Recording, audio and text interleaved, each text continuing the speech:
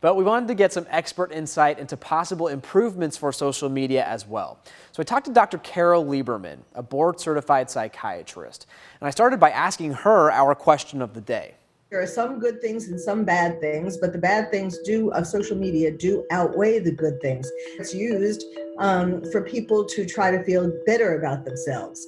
And of course, there we get into the whole issue of likes.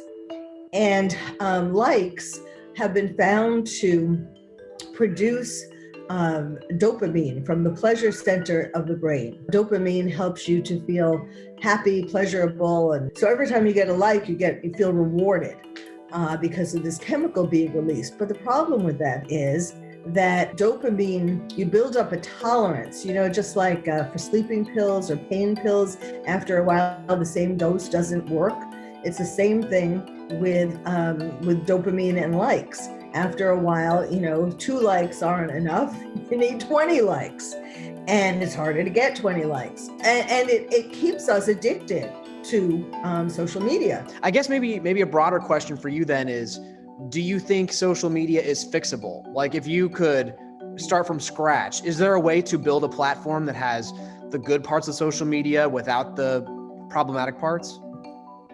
That's a good question. And I'm not really sure at this point because we've become so addicted to it. And we've become so addicted to the idea of it that we get this validation, I don't know that social media platforms as they are now can be fixed. Perhaps a new social media platform that has other bells and whistles, and not likes.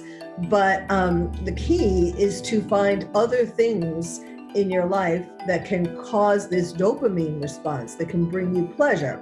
We know about other things. For example, getting enough sleep, getting exercise, being in the sun, listening to music, meditating. These are things that also raise your dopamine levels, your pleasure hormone levels. Perhaps there should be a blackout of social media for like a month at least, and then come back with some changes. But get people to live their life and spend their time doing other things